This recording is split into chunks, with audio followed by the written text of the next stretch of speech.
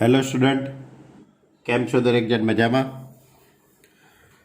દરેક વિદ્યાર્થી મિત્રોએ સ્વાધ્યાય 7.3 ક્રમચય અને સંચયની વાત કરેલી.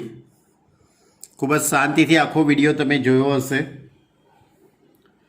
સ્વાધ્યાય 7.3ની અંદર ગોઠવણી હતી બધી અલગ અલગ ટાઈપની. એમાં આપણે 1 થી 10 દાખલાનો અભ્યાસ કરેલો. હવે 11મો દાખલો લઈશું. ખૂબ જ સ્ટાન્ડર્ડ દાખલો છે. આપણી જોડે બે પ્રકારના ક્રમચયો છે, સુરેખ ક્રમચય અને સમસ્વરૂપ ક્રમચય. એમાં જે 11મો જે દાખલો છે એ બધા જ પ્રકારના એટલે કે સુરેખ અને સમસ્વરૂપ બંનેનો સમન્વય ધરાવતું આ એક પ્રકારનો દાખલો છે. જુઓ તો હવે આપણે 11મો દાખલો લઈએ. સ્પેલિંગ લખેલો છે પરમ્યુટેશન. પરમ્યુટેશન આપણા જે ચેપ્ટરનું નામ છે ને ક્રમચય અને સંચય, એમાં જે ક્રમચય છે એને ઇંગ્લિશમાં પરમ્યુટેશન કહેવાય. આ એક સ્પેલિંગ આપેલો છે પરમ્યુટેશન. શબ્દના મૂળાક્ષરોની ગોઠવણી કેટલા પ્રકારે નીચેના વિકલ્પોમાં કરી શકાય. ગોઠવણી કરવાની છે. અલગ અલગ 3 દાખલા આપેલા છે. પહેલો દાખલો, અક્ષરો પીથી શરૂ થાય અને એસમાં અંત પામે. પીથી શરૂ થાય અને એસમાં અંત પામે, આ પહેલો દાખલો. બીજો દાખલો છે કે બધા જ સ્વરો સાથે હોય, એ દાખલો છે. પછી ત્રીજો દાખલો આપેલો છે પી અને એસની વચ્ચે હંમેશા પી વચ્ચે 4 મૂળાક્ષરો હોય, એ આપણો ત્રીજો દાખલો છે. તો સૌથી પહેલો દાખલો લઈએ કે પી શબ્દો પીથી શરૂ થાય અને એસમાં અંત પામે. તો સૌથી પહેલાં તો મેં આખો આ જે સ્પેલિંગ છે પરમ્યુટેશન, એના કુલ મૂળાક્ષર મેં જોઈ લીધા. તો એના કુલ મૂળાક્ષર 12 થાય છે. જો 1 2 3 4 5 6 7 8 9 10 11 અને 12, એટલે 12 મૂળાક્ષરોનો આખો સ્પેલિંગ છે આ. એટલે કુલ અક્ષરો કેટલા થયા? 12. એની અંદર ટી છે તે 2 વખત છે. ટી કેટલી વખત છે? 2 વખત. જ્યારે બાકીના બધા મૂળાક્ષરો 1 વખત છે. હવે પહેલો દાખલો એવો છે કે પીથી શરૂ થાય, એટલે ટોટલ 12 સ્થાનનો સ્પેલિંગ છે આખો. ટોટલ કેટલા સ્થાનનો સ્પેલિંગ છે? 12. એમાંથી પીથી શરૂ થાય અને એસમાં અંત પામે. પીથી શરૂ અને એસમાં અંત પામે એટલે કે આ 2 સ્થાન ફિક્સ થઈ ગયા. આમાં પી જ આવશે અને આની અંદર એસ આવશે. આ વસ્તુ નક્કી થઈ ગઈ. એટલે આની ગોઠવણી એક પ્રકારે અને આની ગોઠવણી પણ એક પ્રકારે. હવે રહ્યા વચ્ચે કેટલા સ્થાન? 10 સ્થાન બાકી રહેવાના. વચ્ચે કેટલા સ્થાન બાકી રહેવાના? 10 સ્થાન. હવે આ 10 સ્થાનોની ગોઠવણી કરવા માટે આપણી જોડે 10 મૂળાક્ષરો છે. પી અને એસની વચ્ચેના આ 10 મૂળાક્ષરોની ગોઠવણી આપણે અહીંયા કરીશું. તો હવે આ રીતે આપણે લખી શકીએ કે પીથી શરૂ થાય અને એસમાં અંત પામે તેવા શબ્દો કેટલા થશે? તો આ બેની તો 1 વખત ગોઠવણી. તો એ બંનેની આપણે 1 વખતની ગોઠવણી, એટલે 1 × 1. બાકીના 10 સ્થાનોની ગોઠવણી એટલે 10 ફેક્ટોરિયલ. આ વચ્ચેના 10 સ્થાનની ગોઠવણી એટલે 10 ફેક્ટોરિયલ અપોન લખવું પડશે ને. કેમ? ટી કેટલી વખત છે? 2 વખત છે. જેનું પુનરાવર્તન થતું હોય એના ફેક્ટોરિયલ છેદમાં લખાય છે આપણે. એટલે 10 ફેક્ટોરિયલ અપોન 2 ફેક્ટોરિયલ આવશે. ક્લિયર? તો હવે 10 ફેક્ટોરિયલ અપોન 2 ફેક્ટોરિયલ, તો આનું આપણે જો સાદુરૂપ આપીએ, તમે કેલ્સીની મદદથી આનું સાદુરૂપ આપો તો આ રીતે લખી શકાય. 10 ફેક્ટોરિયલ अपॉन 2 ફેક્ટોરિયલ એટલે આનો જવાબ આવે છે 18,14,400 બરાબર. એટલે 18,14,400 શબ્દો બની શકે. ખ્યાલ આવે દાખલામાં? આ તો પહેલો દાખલો. હવે આમાં બીજો દાખલો લો. બીજો દાખલો એવો છે આની અંદર કે બધા જ સ્વરો સાથે હોય, બધા જ સ્વરો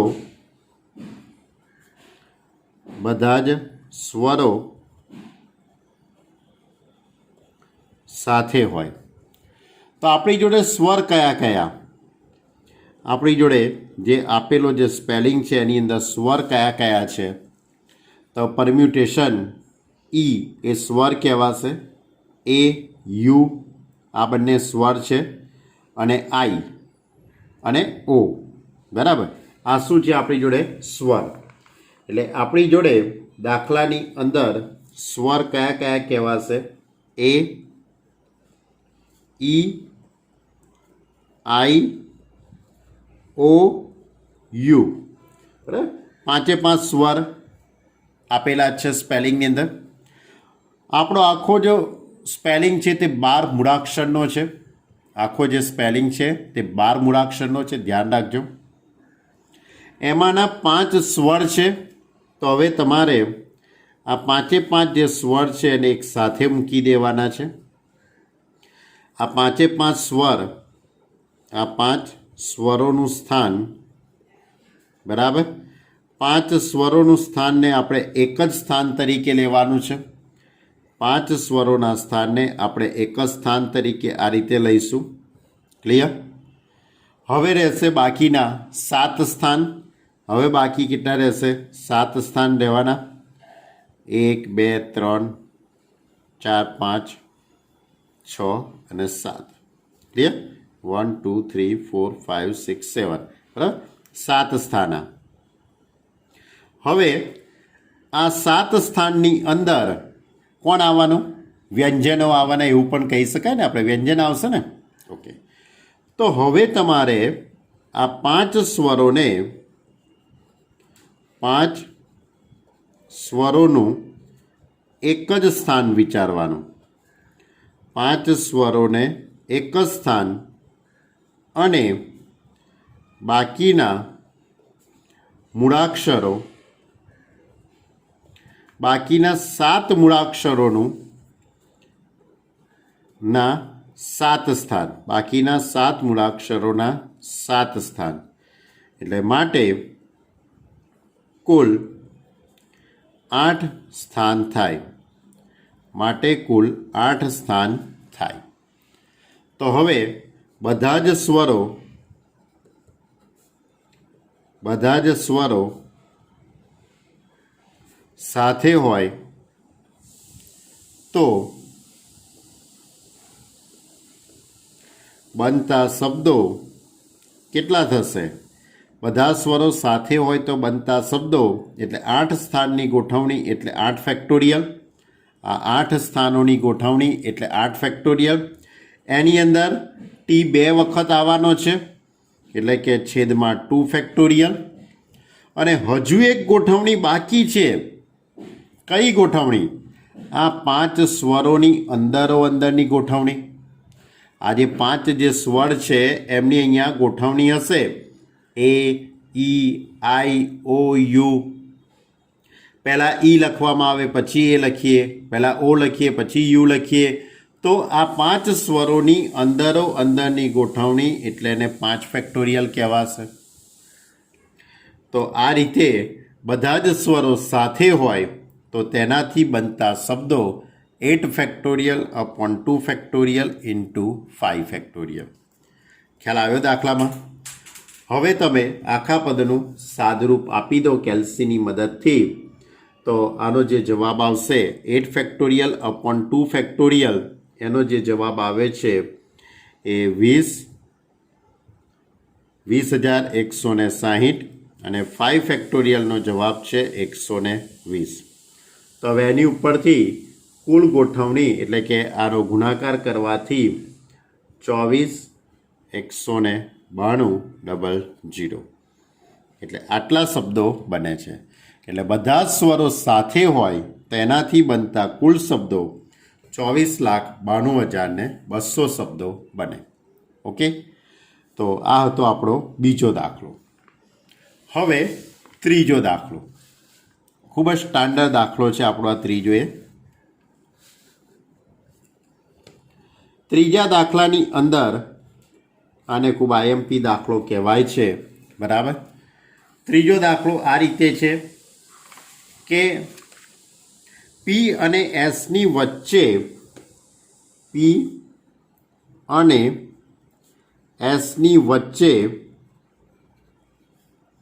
હંમેશા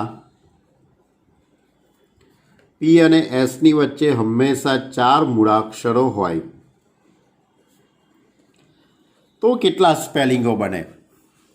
પી અને એસની વચ્ચે હંમેશા 4 મૂળાક્ષર હોવા જોઈએ. તે ગોઠવણી કેટલી રીતે કરી શકીએ આપણે?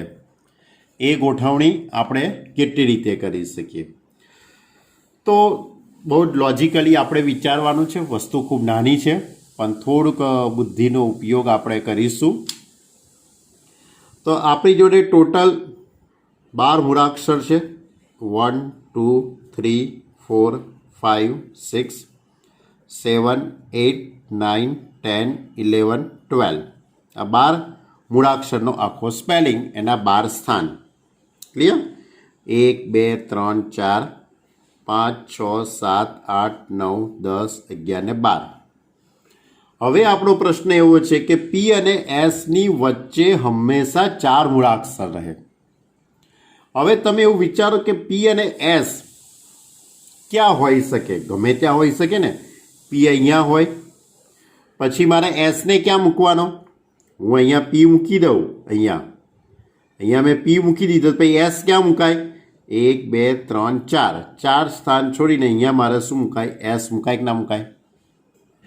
ધ્યાન રાખજો. આ પહેલું સ્થાન, આ બીજું, આ ત્રીજું, આ ચોથું, પાંચમું, છઠ્ઠું, આ 7મું સ્થાન, 8મું સ્થાન, 9મું સ્થાન, 10મું સ્થાન, 11મું, આ 12મું.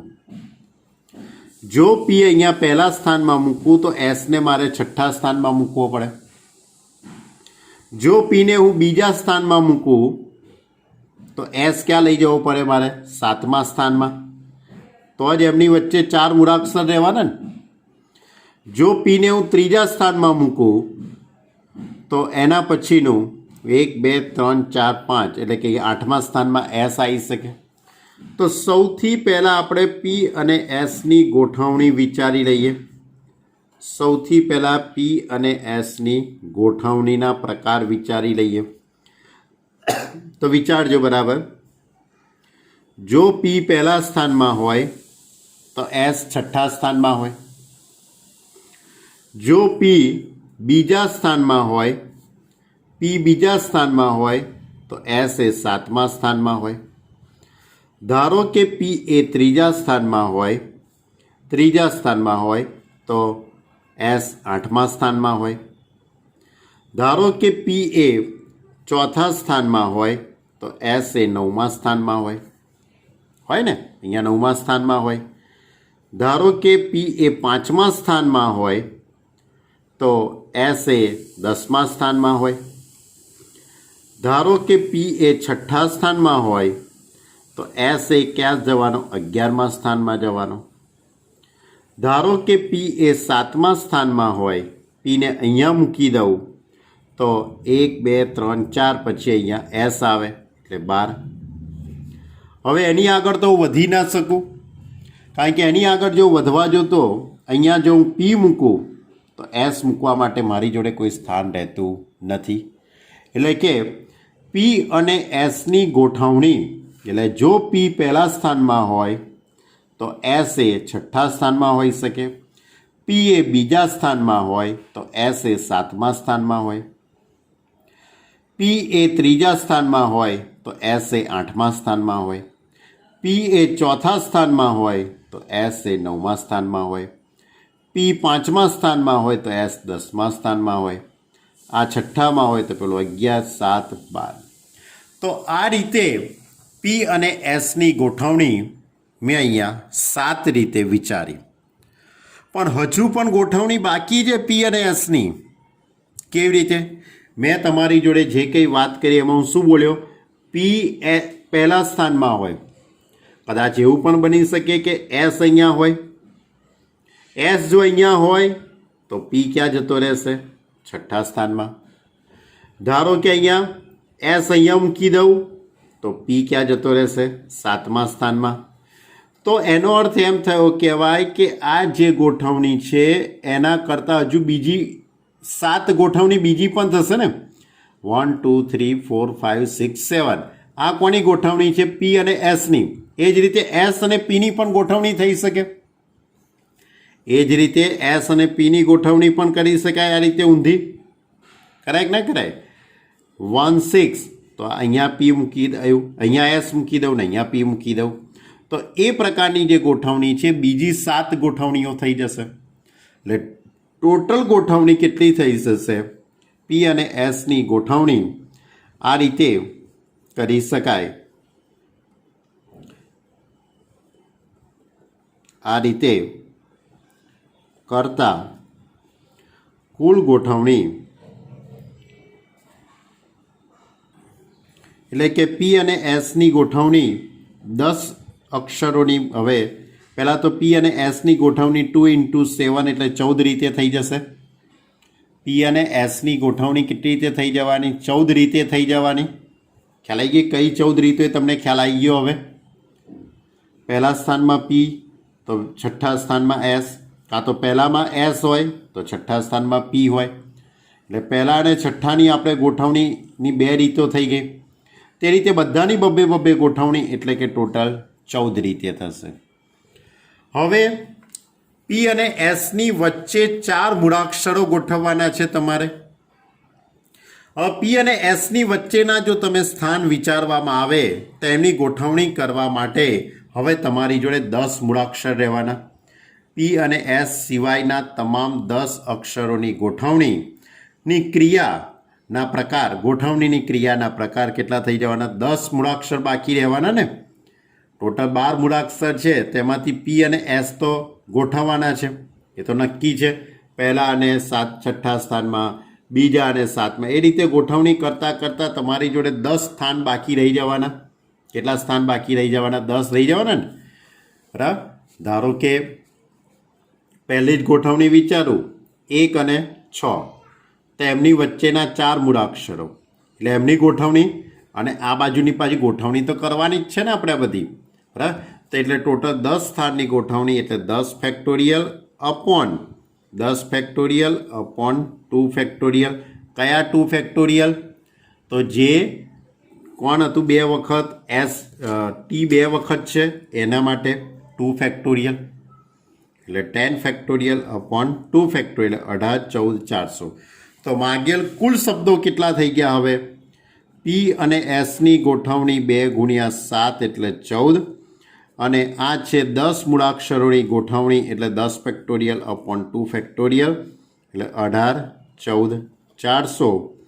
તો હવે આનો ગુણાકાર જો કરવામાં આવે તો તમારો જવાબ આવે છે, તમે કેલ્સીની મદદથી કરી શકો છો, 254 0 16 100.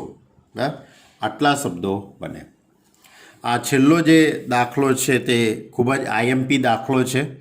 ઘણા બધા આવા દાખલા આઈએમપી બની શકે અને એમાંનો ખૂબ જ સારામાં સારો આ દાખલો છે. સ્વાધ્યાય 7.3ના છેલ્લા 2-3 દાખલા જે કંઈ છે એ બધા આઈએમપી દાખલા છે. બરાબર. તો અહીંયા આપણું સ્વાધ્યાય 7.3 પૂરું થયું. હવે સ્વાધ્યાય 7.3 પછી સંચયની વાત આવે છે, પણ હજુ આજે આપણે સંચયની વાત કરતા નથી તમારી જોડે. હજુ હું તમારી જોડે આના જે ઉદાહરણ છે એની વાત કરું છું. તો આના જે બહુ સારા સારા ઉદાહરણ આગળ આપેલા છે 2-3, એની વાત કરવી છે. જો હવે ઉદાહરણ લઈએ. 8 સુધીના ઉદાહરણ તો તમે ગણેલા હતા. હવે ઉદાહરણ નંબર 9. ઉદાહરણ નંબર 9 અલ્હાબાદ, એ રીતનો એક સ્પેલિંગ આપેલો છે. અલ્હાબાદ શબ્દના મૂળાક્ષરોથી બનતા ક્રમચયોની સંખ્યા શોધો. તો સૌથી પહેલાં તો આપણે નક્કી કરી લેવું પડે કે આ સુરેખ ક્રમચય નથી. આ સમસ્વરૂપ ક્રમચય છે. કેમ? કારણ કે એ છે તેનું પુનરાવર્તન થાય છે, એલનું પુનરાવર્તન થાય છે. બરાબર. તો પહેલાં આખો સ્પેલિંગ કેટલા મૂળાક્ષરનો છે? 1 2 3 4 5 6 7 8 9, ફરીથી સોરી, 1 2 3 4 5 6 7 8 9, કુલ 8 મૂળાક્ષરો, કુલ 9 મૂળાક્ષરો છે. કુલ 9 મૂળાક્ષરોનો સ્પેલિંગ છે આખો. બરાબર. આની અંદર એ કેટલી વખત છે? 1 2 3 4, એટલે કે એ 4 વખત છે. ત્યાર પછી એલ કેટલી વખત છે? એલ 2 વખત છે. જોઈ લો, એલ 2 વખત છે. બીજા કોઈનું પુનરાવર્તન હવે થતું નથી, બધા સિંગલ જ છે. એચ 1 વખત છે, બી પણ 1 વખત છે, ડી પણ 1 વખત છે. તો હવે બનતા કુલ શબ્દો એટલે કે માગેલ ગોઠવણીની સંખ્યા અથવા તો માગેલ ક્રમચયો, મૂળાક્ષરોથી બનતા ક્રમચયોની સંખ્યા. બરાબર. શબ્દ આવો લખેલો છે, તમે એવો પણ લખી શકો છો. માગેલ ક્રમચયોની સંખ્યા અથવા તો માગેલ શબ્દો અથવા તો બનતા શબ્દો, બનતી કુલ ગોઠવણી, જે તમારે લખવું હોય તે લખાય. હવે સૂત્ર કયું છે આપણી જોડે? પહેલાં કુલ શબ્દો કેટલા છે? 9 મૂળાક્ષર છે. ટોટલ 9 મૂળાક્ષરનો સ્પેલિંગ, એટલે 9 ફેક્ટોરિયલ. છેદમાં એ કેટલી વખત છે? 4 વખત. એલ કેટલી વખત છે? 2 વખત. એટલે જેનું પુનરાવર્તન થતું હોય તે સંખ્યા છેદમાં આવે છે.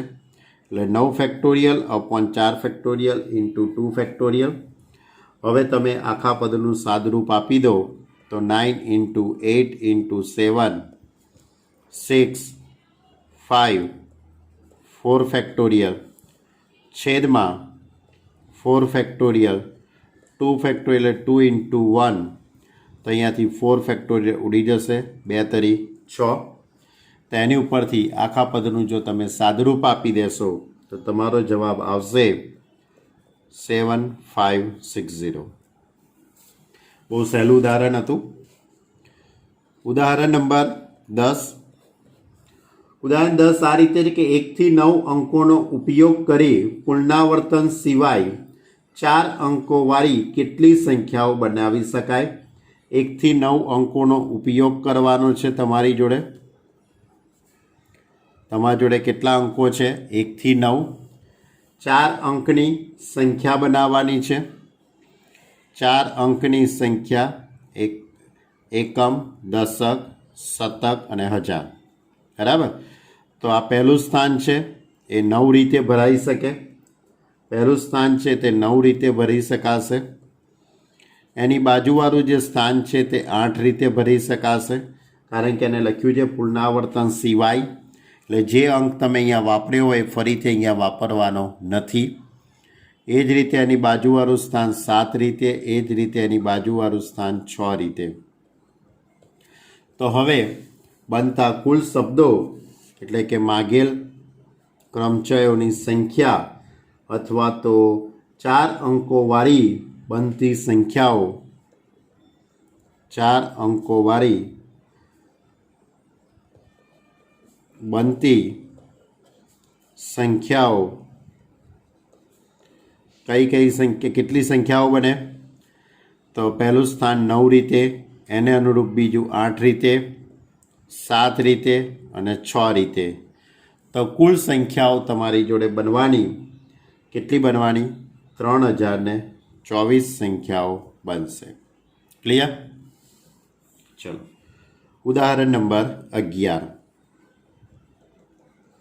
ઉદાહરણ નંબર 11 આ રીતે છે કે પુનરાવર્તન વગર અંકો 0 0 1 2 3 4 5, પુનરાવર્તન વગર અંકો 0 1 2 3 4 5 નો ઉપયોગ કરીને 100 થી 1000ની વચ્ચે આવેલી કેટલી સંખ્યાઓ મળે?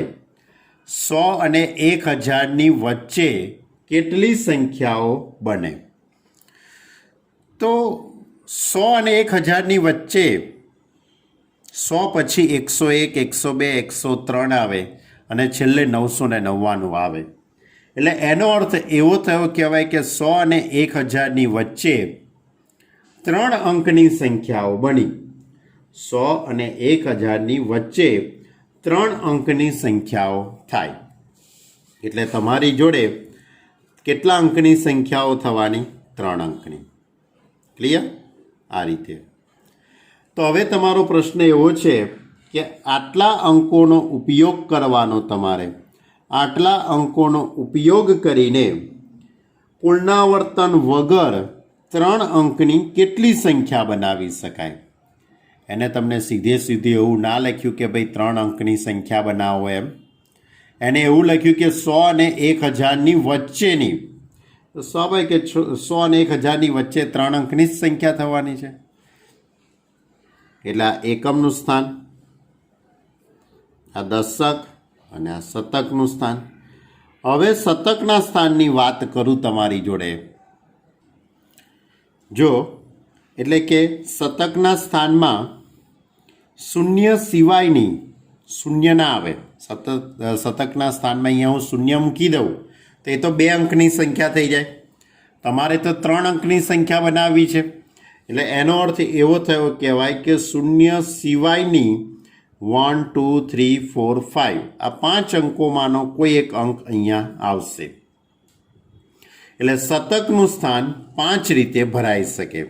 શતકના સ્થાનમાં શૂન્ય સિવાયની સંખ્યાઓ આવે માટે શતકનું સ્થાન 5 રીતે ભરાઈ શકે. એની બાજુમાં દશકનું સ્થાન. એની બાજુ દશકના સ્થાનમાં આ 6 અંકો છે એમાંનો કોઈ એક અંક આવશે, પણ એક અંક આગળ વપરાઈ ગયો હશે. એ કયો વપરાઈ ગયો હશે એ આપણને ખબર નથી. કાં તો 1 વપરાઈ ગયો હોય, કાં 2, કાં 3, કાં 4, કાં તો 5. તો હવે દશકનું સ્થાન કેટલી રીતે ભરી શકાશે? 5 રીતે ભરી શકાશે. અને એ જ રીતે છેલ્લા એકમના સ્થાનમાં આ 6માંથી કોઈ પણ એક અંક આવશે, પરંતુ કોઈ પણ 2 અંક આગળ વપરાઈ ગયા હશે. એટલે એકમનું સ્થાન એ 6માંથી 2 અંક બાદ કરી દઈશું એટલે 4 રીતે ભરી શકાય. આમ 100 અને 1000ની વચ્ચે બનતી સંખ્યાઓ, આમ 100 અને 1000ની વચ્ચે બનતી સંખ્યાઓ 5 × 5 × 4 એટલે કે 100. ગણતરીના મૂળભૂત સિદ્ધાંત અનુસાર 100 સંખ્યાઓ બને. જો હવે એના પછીનો ઉદાહરણ, એના પછી ઉદાહરણ નંબર 12 આપેલું છે. ઉદાહરણ નંબર 12ની અંદર નીચેનામાં એનની કિંમત શોધવાની છે. કોની કિંમત શોધવી છે? એનની કિંમત શોધોનો દાખલો છે. આવો દાખલો સ્વાધ્યાયમાં હતો, પણ સ્વાધ્યાયમાં આરની કિંમત શોધવાની હતી. આમાં એનની કિંમત શોધવાની છે. એટલે NP5 is equal two 42 × NP3 અને રકમમાં લખેલું છે કે એનની કિંમત 4 કરતાં મોટી જ લેવાની છે. એવું રકમમાં લખેલું જ છે કે n ઇઝ ગ્રેટર દેન 4. આવી કન્ડિશન રકમમાં આપેલી છે. તો પહેલાં NP5 તો સૂત્ર લગાડી દઉં. હવે દરેક વિદ્યાર્થીને સૂત્ર યાદ હશે. દરેક વિદ્યાર્થીને સૂત્ર યાદ હશે NPRનું, n factorial upon n minus r factorial. તે રીતે આપણી જોડે NP5 છે એટલે આપણે શું લખી શકીએ? n factorial upon n minus 5 factorial is equal two 42. NP3 એટલે n factorial upon n minus 3 factorial. સૂત્ર એપ્લાય કરી દીધું. હવે આની બંને બાજુથી n ફેક્ટોરિયલ ઉડી જશે. જ્યાં સુધી ફેક્ટોરિયલ દૂર ન થાય, બંને બાજુથી ફેક્ટોરિયલ દૂર ન થાય ત્યાં સુધી આપણે કોઈ પણ પ્રકારનું સાદુરૂપ આપી શકતા નથી. તો આપણે હવે n ફેક્ટોરિયલ આ તો ઉડી ગયા, પણ અહીંયા n માઇનસ 3 ફેક્ટોરિયલ છે, અહીંયા n માઇનસ 5 ફેક્ટોરિયલ છે. કઈ બાજુની સંખ્યામાંથી હું એક એક બાદ કરતો જાઉં તો બીજી બાજુની સંખ્યા મળે. -1 કઈ બાજુ હું કરું? તો જો આ બાજુ -1 કરું તો n-3 મળવાના નથી, કારણ કે n-5 છે અહીંયા -1 કરું તો -6 થઈ જશે, -1 પછી કરું તો n-7 થવાના, પણ n-3 મળવાના નથી. જ્યારે આ બાજુથી હું -1 કરતો જઈશ તો મને n-5 ફેક્ટોરિયલ મળી જશે. તો બંને બાજુથી n ફેક્ટોરિયલ ઉડી ગયા, એટલે 1/n-5 ફેક્ટોરિયલ એમના એમ. અહીંયા 42 upon n-3 n-4 -1 કર્યા એટલે n-4, હજુ પણ n-1 કરી દઉં એટલે n-5 આવી જશે. એટલે n-5 ફેક્ટોરિયલ n-5 ફેક્ટોરિયલ ઉડી ગયા. હવે આ પદ આ બાજુ લાવી દઉં તો n-3 n-4 is equal two 42. ગઈકાલે જ આપણે લાસ્ટ લેક્ચરની અંદર આવા પ્રકારના સ્ટેપ જોયેલા. હવે આનું ગુણાકાર કરું, n² -4n -3n +12 is equal two 42. તો એની ઉપરથી લખાશે n² -7n -30 is equal to 0. અહીંયા n-10 10 તરી 30 10 તરી 30, સોરી અહીંયા 3 આવશે, ઇઝ ઇક્વલ ટુ 0. એટલે એનો અર્થ એવો થશે કે n ઇઝ ઇક્વલ ટુ 10 આવી શકે અથવા n ઇઝ ઇક્વલ ટુ -3, પણ nની કિંમત -3 હોય જે શક્ય નથી, કારણ કે n તો હંમેશા બિલોંગ્સ ટુ એનમાં જ હોવાનો છે. અને આમે nની કિંમત 4 કરતાં મોટી રકમમાં કન્ડિશન લખેલી જ છે. એટલે આપણો જવાબ કયો થશે શક્ય? n is equal two 10. Clear? Main logic આ છે ફેક્ટોરિયલ દૂર કરવા. ફેક્ટોરિયલ દૂર થાય પછી તો તમે સાદુરૂપ આપી શકો છો. જો આગળનો દાખલો np4 upon n-1p4 is equal two 5/3. તો એની ઉપરથી તમારે nની કિંમત શોધવાની છે. તો પહેલાં એવું લાગે તો ચોકડી ગુણાકાર કરી કાઢો, આ પદને સામે લઈ જાઓ, આ પદ અહીં લાવી દો. તો 5 × n-1p4 is equal to 3 × np4. Clear? હવે બંને બાજુ સૂત્ર એપ્લાય કરી દઈએ. તો 5 × n-1 ફેક્ટોરિયલ છેદમાં n-1 -4 factorial is equal to 3 × n factorial upon n-4 factorial. બરાબર? બંને બાજુ મેં સૂત્ર એપ્લાય કરી દીધેલું છે. હવે અહીંયા n-1 ફેક્ટોરિયલ છે, અહીંયા n ફેક્ટોરિયલ છે. તો આ જે n ફેક્ટોરિયલ છે એને n × n-1 ફેક્ટોરિયલ કરી દઉં એટલે બંને બાજુથી આ અંશનું પદ ઉડી જાય. અહીંયા 5 × n-1 ફેક્ટોરિયલ છેદમાં આ જે પદ છે તે n-5 ફેક્ટોરિયલ છે. હવે અહીંયા અંશની અંદર n × n-1 ફેક્ટોરિયલ કરી દઉં છેદમાં n-4 ફેક્ટોરિયલ. n-4 ફેક્ટોરિયલ એટલે અહીંયા n-4 એમાં -1 કરી દઉં તો n-5 ફેક્ટોરિયલ. હવે આની બંને બાજુથી n-1 ફેક્ટોરિયલ ઉડી જશે, n-5 ફેક્ટોરિયલ ઉડી જશે. Therefore 5 is equal two 3n upon n-4. આ પદ ઉડી ગયું અને આ પદ ઉડી જશે. છેદનું પદ સામે લઈ જાઉં તો 5n - 20 is equal two 3n. 5n માંથી 3n બાદ કરી દઈએ તો 5n - 3n is equal two 20. એટલે 2n is equal two 20. Therefore n is equal two 10. Clear? ચલો હવે એના પછીનો દાખલો. એના પછી ઉદાહરણ નંબર 13. ઉદાહરણ નંબર 13 આ રીતે છે. જો 5 × 4pr is equal to 6 × 5p r -1. તો આરની કિંમત શોધો.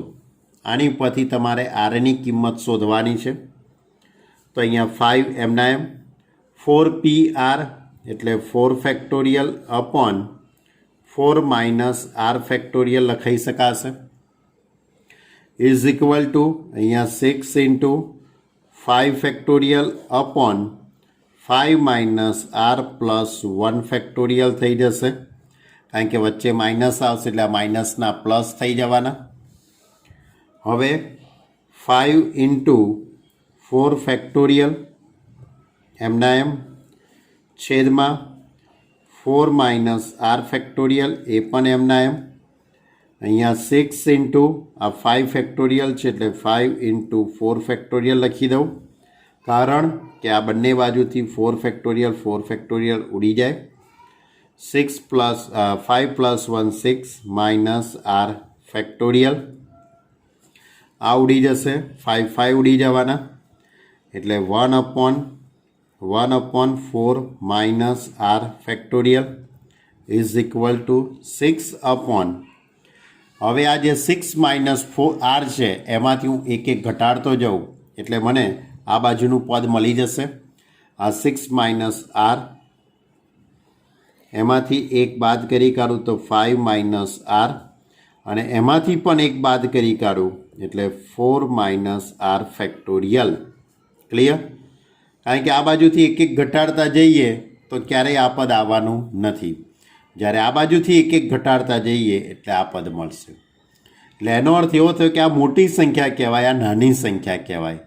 મોટી સંખ્યા જે બાજુ હોય એમાંથી એક ઓછું કરતા જઈએ તો સામેની નાની સંખ્યા તમને મળે. હવે અહીંયા 4 માઇનસ આર ફેક્ટોરિયલ ઉડી જશે. ચોકડી ગુણાકાર કરું એટલે આ પદ અહીંયા આવી જશે. તો 6 minus R 5 minus R is equal to 6. હવે આ બે કૌંસનો હું ગુણાકાર કરી દઉં. તો એ બે કૌંસનો જો આપણે ગુણાકાર કરીએ તો આ રીતે લખાશે 6 પંચા 30 minus 6 R minus 5 R plus R square is equal to 6. તો એની ઉપરથી R square minus 11 R plus 6 બાદ કરી દઈશું એટલે 24 ઇઝ ઇક્વલ ટુ 0. 8 તરી 24, R minus 8 R minus 3 is equal to 0. તો એની ઉપરથી આર ઇઝ ઇક્વલ ટુ 8 અથવા R is equal to 3. Clear? હવે આર ઇઝ ઇક્વલ ટુ 8 અને આર ઇઝ ઇક્વલ ટુ 3 એમાં કઈ કિંમત શક્ય થશે?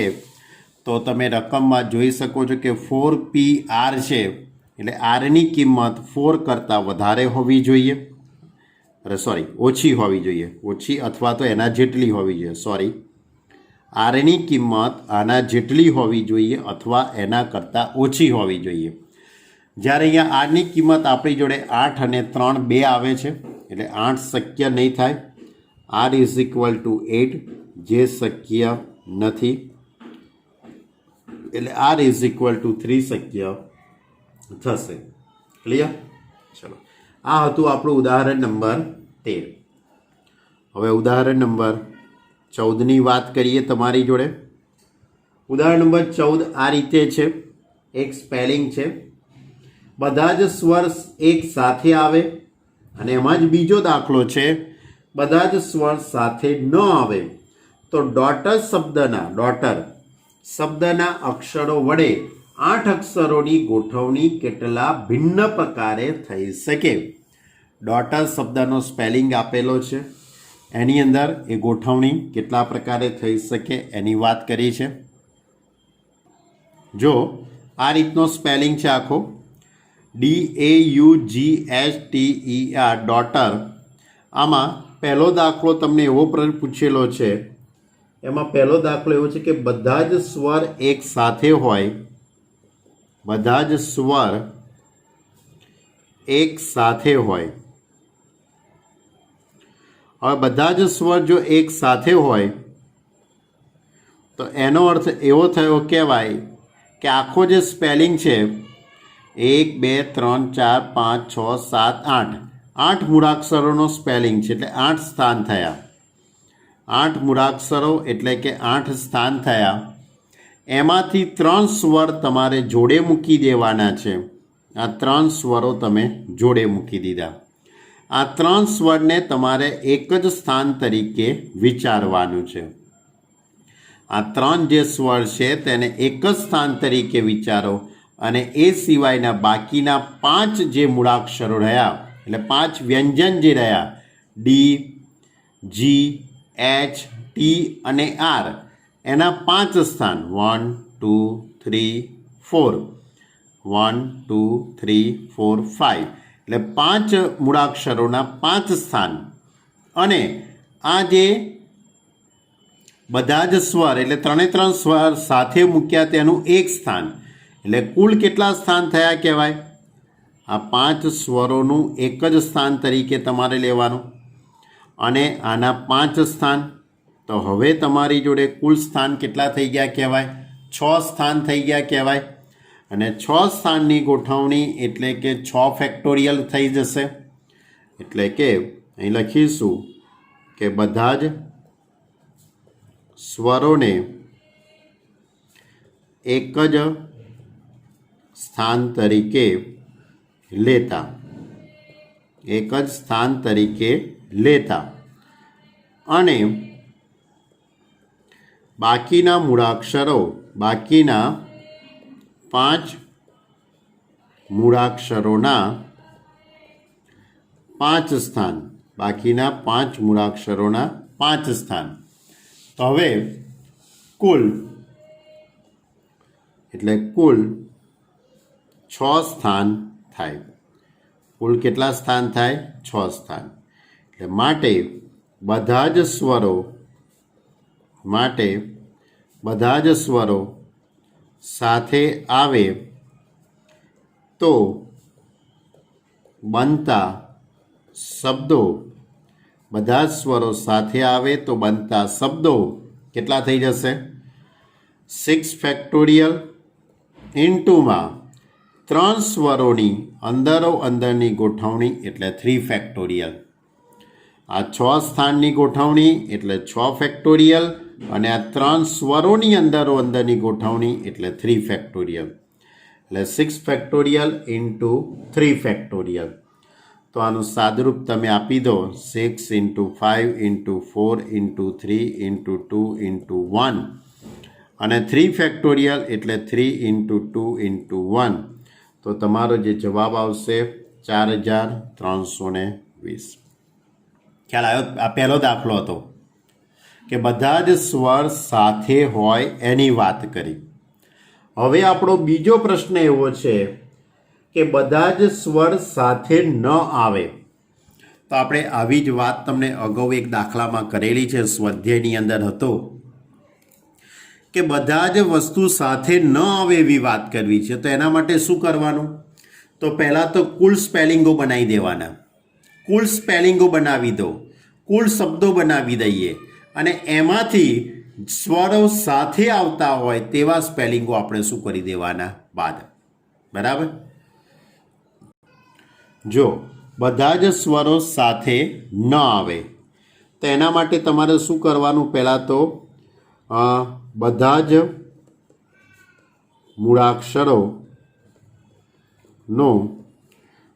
મૂળાક્ષરોનો ઉપયોગ કરી ને બનતા કુલ શબ્દો.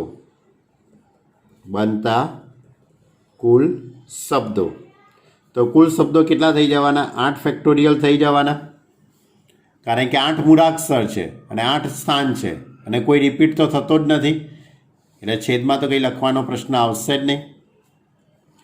અને બધા જ સ્વરો સાથે હોય તો બનતા કુલ શબ્દો બધા સ્વરો સાથે હોય તેનાથી બનતા કુલ શબ્દો આપણે આગળ જે ગણતરી કરી તે મુજબ 6 ફેક્ટોરિયલ ઇન્ટુમાં 3 ફેક્ટોરિયલ. આપણે અગાઉ આ જે ગણતરી કરીને કે બધા સ્વરો સાથે હોય એટલે આ 6 સ્થાનની ગોઠવણી એટલે 6 ફેક્ટોરિયલ અને આ 3 સ્વરોની અંદરની ગોઠવણી એટલે 3 ફેક્ટોરિયલ. 3 ફેક્ટોરિયલ કયા? આ 3 સ્વરોની અંદરની ગોઠવણી લખવી પડે ને, એટલે 3 ફેક્ટોરિયલ લખ્યું. બરાબર. તો આ જે ગોઠવણી છે એ બધા જ સ્વરો સાથે હોય એની છે. એટલે આ રીતે, એટલે પહેલાં કુલ શબ્દો બનાવી દીધા અને આ બધા સ્વરો સાથે હોય એનાથી બનતા શબ્દો. પણ આપણો જે પ્રશ્ન શું પૂછ્યો છે કે બધા જ સ્વરો સાથે ન હોય, બધા જ સ્વરો સાથે ન હોય તેવા શબ્દો, બધા સ્વરો સાથે ન હોય તેવા બનતા કુલ શબ્દો. તો કુલ શબ્દો એટલે કે પહેલાં તો 8 શબ્દો એટલે 8 ફેક્ટોરિયલ અને એમાંથી 6 ફેક્ટોરિયલ ઇન્ટુ 3 ફેક્ટોરિયલ આપણે બાદ કરી દઈશું. બરાબર. તો 6 ફેક્ટોરિયલ 8 ફેક્ટોરિયલ અને આ બધાનું જો તમે સાદુરૂપ આપી દેશો તો તમારો જે જવાબ આવશે, હું સાદુરૂપ તમારી ઉપર છોડી દઉં છું. બરાબર. તો તમારો જવાબ આવશે 36,000 આવશે. કેટલો આવશે? 36,000. તો બધા જ સ્વરો સાથે ન હોય તેવા બનતા શબ્દો કેટલા થશે? 36,000. ચલો, ક્વેશ્ચન નંબર 15, ઉદાહરણ નંબર 15. 15મું ઉદાહરણ આ રીતે છે કે 4 લાલ, 3 પીળી અને 2 લીલી ગોળાકાર તકતીઓને કેટલા પ્રકારે હારમાં ગોઠવી શકાય? સરખા રંગની તકતી સ્પષ્ટપણે જુદી પાડી શકાતી નથી.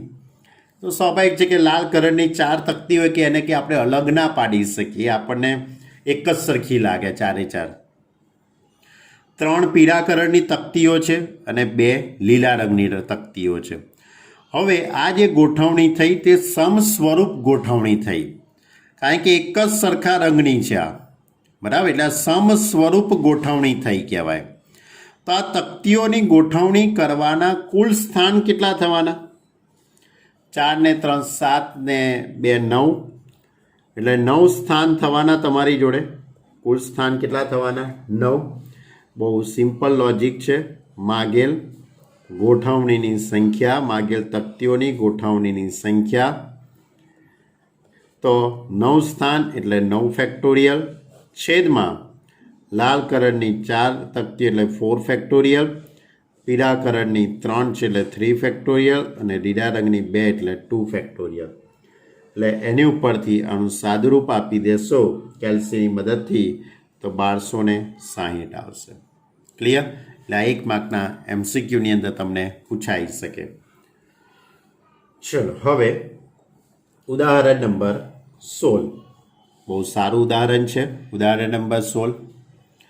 ઉદાહરણ નંબર જે 16 છે એની અંદર ટોટલ 4 દાખલા આપેલા છે બાળકો. તમે રકમને ખૂબ જ ધ્યાનથી વાંચી કાઢજો. જો ઉદાહરણ નંબર 16 સ્પેલિંગ લખ્યું છે ઇન્ડિપેન્ડન્સ ડે, સ્વતંત્ર દિવસ, 15મી ઓગસ્ટને આપણે સ્વતંત્ર દિન તરીકે ઇન્ડિપેન્ડન્સ ડે. હવે આ શબ્દના મૂળાક્ષરોની કેટલા પ્રકારે ગોઠવણી કરી શકાય? આ મૂળાક્ષરોની કેટલા પ્રકારે ગોઠવણી કરી શકાય? આ પહેલો દાખલો. આ ગોઠવણીમાંથી કેટલા શબ્દો, બીજો દાખલો છે પીથી શરૂ થાય છે, પછીનો દાખલો છે બધા સ્વરો એક સાથે આવે, એના પછીનો દાખલો છે બધા સ્વરો એક સાથે ન આવે, અને એના પછીનો દાખલો છે આઈથી શરૂ થાય અને પીમાં અંત પામે. એટલે અલગ અલગ આની અંદર 4 થી 5 પ્રશ્નો પૂછેલા છે. વારાફરતી આપણે બધા જ દાખલા ગણી કાઢીએ. હવે આપણી જોડે આખું આ જે સ્પેલિંગ છે ઇન્ડિપેન્ડન્સ ડે, ઇન્ડિપેન્ડન્સ. આ છે તે 1 2 3 4 5 6 7 8 9 10 11 12 એટલે 12 મૂળાક્ષરોનો આ સ્પેલિંગ છે આખો. કેટલા મૂળાક્ષરનો? 12. આ 12 મૂળાક્ષરમાંથી તમે જરાક ધ્યાનથી જુઓ તો એન 3 વખત છે. એન કેટલી વખત છે? 3 વખત. ઈ 2 વખત ઈ 1 2 3 ને 4 વખત ઈ છે. અને ડી એ 2 વખત છે. ડી 2 વખત છે. તો આ જે સ્પેલિંગ થયો એની જે ગોઠવણી થશે એ સમસ્વરૂપ ક્રમચયના આધારે થશે. કોના આધારે? સમસ્વરૂપ ક્રમચય. તો પહેલાં તો આપણે વિચારી લઈએ કે આ બધા જ અક્ષરોનો ઉપયોગ કરીને, આ બધા જ મૂળાક્ષરોનો ઉપયોગ કરીને, 12 મૂળાક્ષરોનો ઉપયોગ કરીને કુલ કેટલા શબ્દો બની શકે, કુલ કેટલા સ્પેલિંગો બની શકે તે પહેલાં આપણે નક્કી કરી લઈએ. એ આપણો આ પહેલો દાખલો છે. તો કુલ શબ્દો એટલે બનતી કુલ ગોઠવણી એટલે માગેલ, આ પહેલો પ્રશ્ન છે. કુલ માગેલ કુલ શબ્દો. તો આપણી જોડે 12 સ્થાન એટલે 12 ફેક્ટોરિયલ. એની અંદર એનનું 3 વખત પુનરાવર્તન થાય છે એટલે 3 ફેક્ટોરિયલ. ઈનું 4 વખત પુનરાવર્તન થાય છે એટલે 4 ફેક્ટોરિયલ. પછી ડીનું 2 વખત પુનરાવર્તન થાય એટલે 2 ફેક્ટોરિયલ. હવે આખા પદનું તમે કેલ્સીની મદદથી સાદુરૂપ આપશો તો 16 63 200 આ રીતે આવશે. આટલા સ્પેલિંગો બની શકે. હવે પહેલો દાખલો કે પીથી શરૂ થાય. પહેલો દાખલો શું લખ્યું છે? પીથી શરૂ થાય તેવા કેટલા શબ્દો બનશે? તો આપણી જોડે 12 મૂળાક્ષરો છે. કેટલા મૂળાક્ષરો છે? 12. 12 મૂળાક્ષરો એટલે 12 સ્થાન થયા. એમાંનું જે પહેલું જે સ્થાન છે, આમાંનું જે પહેલું જે સ્થાન છે એમાં હંમેશા પી જ આવશે. કેમ? કારણ કે પીથી શરૂ થાય એટલે તમારે પહેલા સ્થાનમાં અહીંયા પી જ મૂકવાનું છે. હવે બાકીના જે સ્થાન છે એ 11 થવાના. હવે બાકી કેટલા સ્થાન થઈ જશે? બાકીના 11 સ્થાનની ગોઠવણી. આ તો ફિક્સ થઈ ગયું. હવે રહ્યા ખાલી 11 સ્થાન. તો 11 સ્થાનની ગોઠવણી એ આ રીતે લખી શકાશે. તો પીથી શરૂ થતા કુલ શબ્દો, પીથી શરૂ થતા શબ્દો 11 સ્થાન એટલે 11 ફેક્ટોરિયલ. છેદમાં એન 3 વખત છે એટલે 3 ફેક્ટોરિયલ. ઈ 4 વખત આવે છે એટલે 4 ફેક્ટોરિયલ. અને ડી 2 વખત છે એટલે 2 ફેક્ટોરિયલ. હવે આનો આપણે સાદુરૂપ આપી દઈએ આખા પદનું. તો જવાબ આવે છે, કેલ્સીની મદદથી આપજો ભાઈ, 138600. હવે બીજો દાખલો. બીજો દાખલો એટલે કે બધા સ્વરો એક સાથે આવે. બધા જ સ્વરો એક સાથે આવે.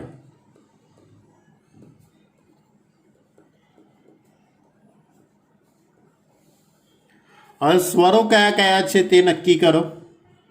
આખો જે સ્પેલિંગ છે એની અંદર સ્વરો કયા કયા? તો આખા સ્પેલિંગની અંદર સ્વરની જો વાત કરવામાં આવે તો ઈ 4 વખત છે. આખા સ્પેલિંગમાં સ્વર ઈ 4 વખત છે. અને આઈ 1 વખત છે. તો એનો અર્થ એવો થયો કહેવાય કે 1 2 3 4 અને 5 સ્વરો થઈ ગયા કહેવાય. કેટલા સ્વરો થઈ ગયા કહેવાય? 5 સ્વરો. આ 5 સ્વરોની ગોઠવણી 1 2 3 4 ને 5 એને એક જ સ્થાન તરીકે લેવાનું. આને એક જ સ્થાન તરીકે લેવાનું. આ એક સ્થાન તરીકે આપણે આને લઈશું. બરાબર. અને બાકી કેટલા મૂળાક્ષર રહેશે? 7 રહેવાના. બાકીના કેટલા મૂળાક્ષર રહેવાના? 7 મૂળાક્ષરોના 7 સ્થાન. બાકીના 7 મૂળાક્ષરોના 7 સ્થાન. તો કુલ સ્થાન કેટલા થઈ ગયા કહેવાય? 8 સ્થાન થઈ ગયા કહેવાય. કુલ કેટલા સ્થાન થઈ ગયા કહેવાય? 8 સ્થાન થઈ ગયા કહેવાય. તો બધા જ સ્વરો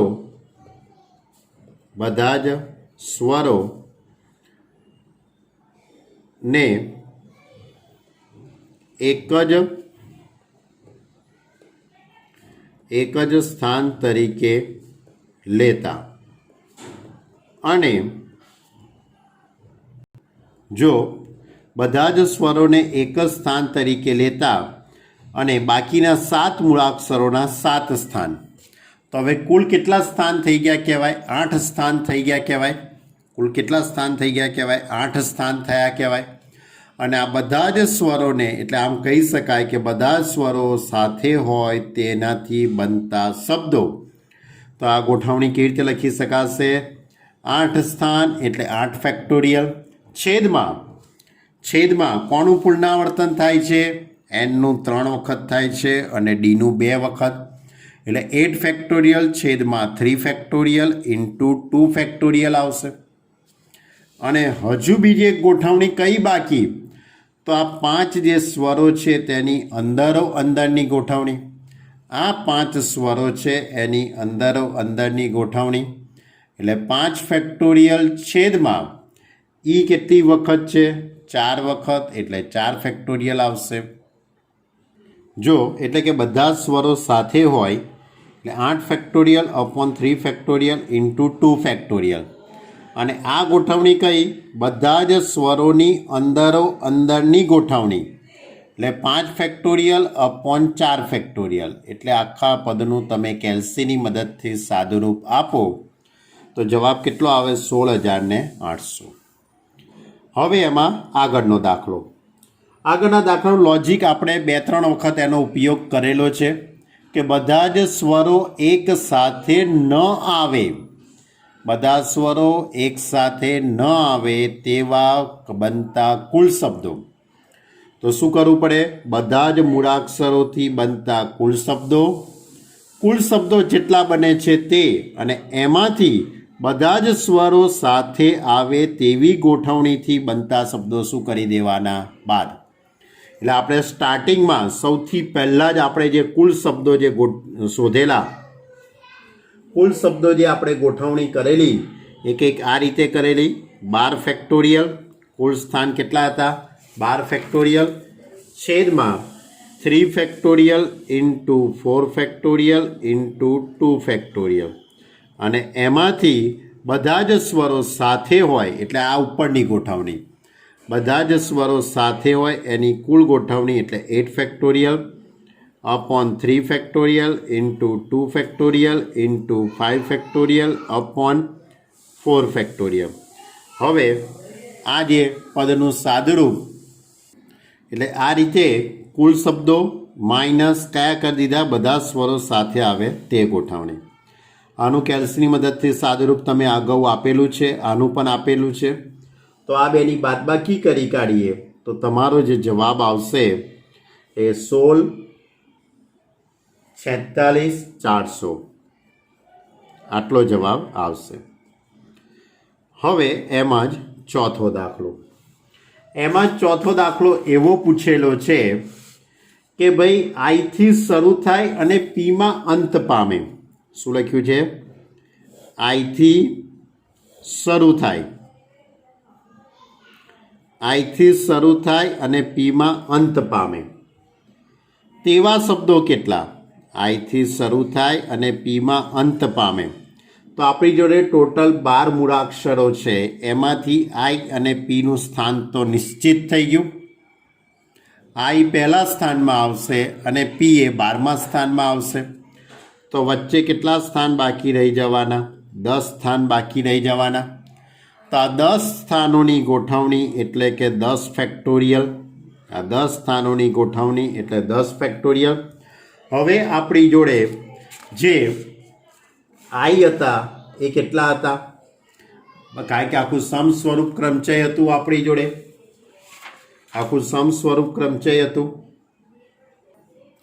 આઈથી શરૂ થાય પીમાં અંત પામે એટલે વચ્ચેના 10 સ્થાન.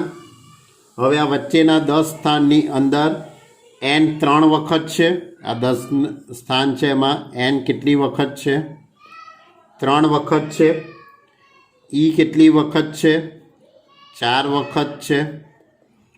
ત્યાર પછી ડી એ 2 વખત છે.